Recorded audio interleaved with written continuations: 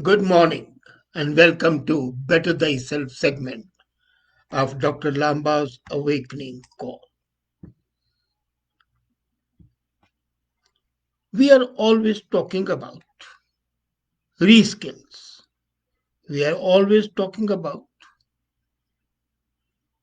the new opportunities, the new vocations, the different pathways to have a better life. And we need of upskilling and reskilling the workforce is always said by practically everybody. Now, what happens is that upskilling essentially means teaching people new competencies to stay in the current role or prepare for career progression. By reskilling, we mean learning new competencies to transition to a completely new role. Before this pandemic, 87% of the executives saw or expected work skill gaps. And that was done on a research by McKinsey. But less than 50% said that they knew how to deal with the problem. Imagine 87% executive understood, saw, visualized the possibility of the gap, but less than 50% were aware of how to do it. With companies leaping into new technology as a way to deal with the pandemic, the question of upskilling and reskilling has assumed much more importance. But unfortunately, what's happening is that we talk of the reskills, and I've also been talking about the new skills that are required. But unfortunately, we do not, repeat, do not have the tools, the new tools. Or rather, we have the new tools, but we believe in not using them. We still believe in using the obsolete tools for upskilling, skilling for tomorrow. It's like going to a war against an enemy who is using the latest technology and you are using swords and bows and arrows. The students of history know that India was defeated because it was still using bows and arrows against the guns of the foreigners. So until and unless you use a new tool, the upskill tools, you cannot really have reskilling or upskilling. By the way, are you aware and cognizant of the skills that you have? I've seen, and whenever I read, I do not think that I have seen anywhere what is really critical as in a plan that involves retraining. We lack an accurate skill inventory. And if we don't have a proper inventory, how can we really upskill the workforce? How would you start a massive retraining initiative if you don't have an accurate inventory of the people's skills and their proficiency levels? That means that you have got to use better tools. Until and unless the information available, the training people have is available, and unfortunately it's available, but it's all old.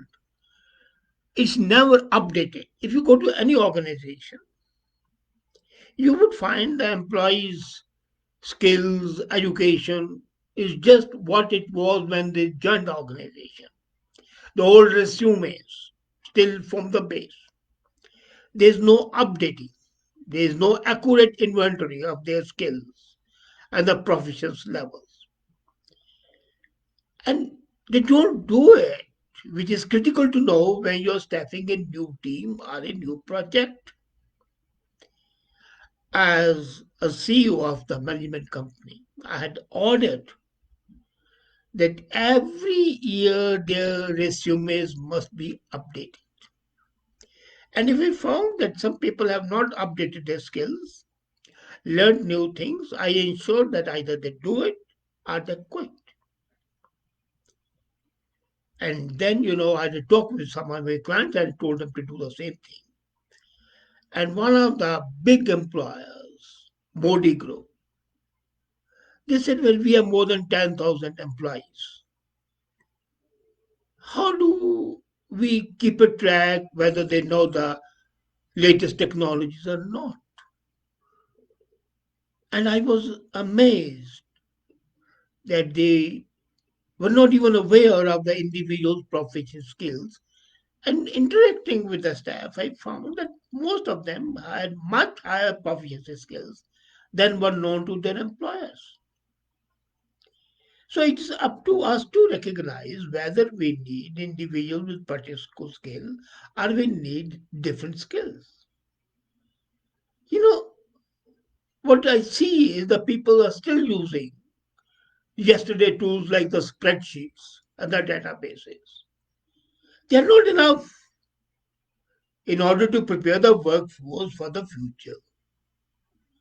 Those databases, even PowerPoint presentations, just ridiculous. You read my article, I presume, when I said that PowerPoint presentation is something which is absolutely unacceptable. Luckily, there is a technology to the rescue.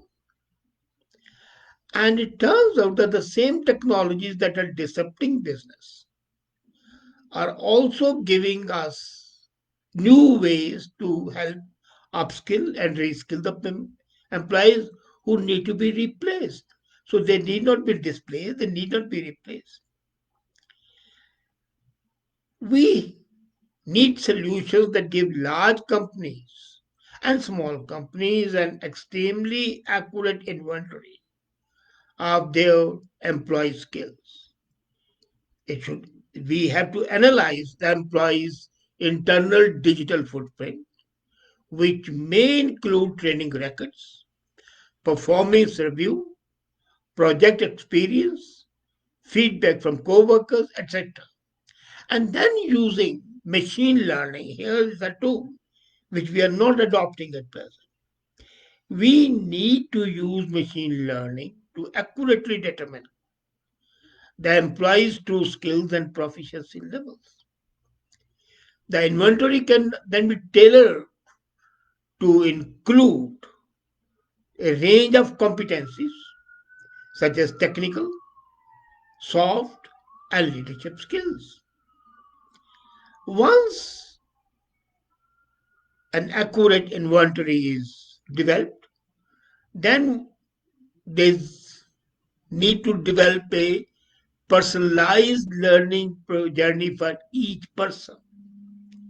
And this can easily be done by matching the person's skill to their current and future roles and recommending an appropriate coursework or experience to fill the skill gap. I've seen, there are a lot of online courses. Coursera is doing a great job. MOOCs is doing it. But the skill they're using are still the old pedagogical skills. The machine learning is still in a very nascent state, and that's what's required. If we use the modern tools, it will be cost effective and without bias. Nowadays, the biggest problem is the bias, gender bias, age bias. And I find that most of the companies are aware of it, but they don't have the tools to do it. Let's not forget that the retraining does make sense, an eminent sense. Reskilling makes sense. Just consider the cost of retraining a single employee. According to the World Economic Forum, the cost of retraining single employee is $24,800. But it's much lower than throwing an employee out and hiring a new one with the skills you need. The cost of hiring a new employee and the terminal benefits given to an old employee are much more than the cost of training. And this thing has to be told to the entrepreneurs and to the employer that simply because an employee doesn't have a skill, you don't have to throw him out. It's much more economical, much more cheaper to retrain him. And when you consider the existing war for talent, let me tell you, talent is in a short supply. It's a resource. And those employers who do not use the talent with them suffer. Upskilling and reskilling is more effective. So this system would allow the employees and the companies and everybody, including you, to work together to improve the skills of each individual. And then what happens? You can compete for the jobs you want in future, which can lead to higher level of job satisfaction. And when you have got a higher level of job satisfaction, you are and then a better human being. Because ultimately satisfaction gives you happiness. And a happy person is always, always appreciated. The learning technologies and the automatic machine learning are the skills of today. Unfortunately, as I said earlier, and these two,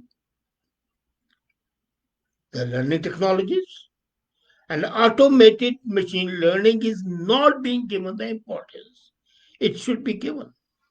The universities can use it, the coaches can use it, and most important, the human resources development, HR people, they need to use it. An outstanding example is, people like Adam Blum and Carl Kulvers, who have really transformed the process of learning. So, what are the tools, the upskilling and the reskilling of the workforce? These tools are available. This automatic machine learning, and they can enable you to change yourself so that you can face a technological advance post pandemic environment. Let's not forget that the post pandemic environment is the new normal. And what was held sacrosanct till today is no longer going to be valid. Let's understand that using old techniques, old systems, might give you a semblance of reskilling, and upskilling yourself. But in reality, you are cheating yourself. That's an exercise in futility. I'd like to share with you a quote which summarizes the current quandary very well. I was reading International Labour Organization's Global Commission's report on future of work. Normally, I don't believe in quotes, but this quote was extremely, extremely pertinent. Today's skills will not match the jobs of tomorrow. The newly acquired skills would become obsolete. That's the problem. So, and they'll become obsolete because the tools you're using for upskilling are already obsolete. So, the best thing is adopt the new tools, upskill, and then make it a continuous process. The companies and the people like you who use the latest tools to have lifelong learning journeys so you can succeed in this technologically advanced post-pandemic world is a need if we are. Are you ready for it? And are you willing to adopt these latest tools so that you can be a better employee, a better businessman, a better entrepreneur, and a better human being?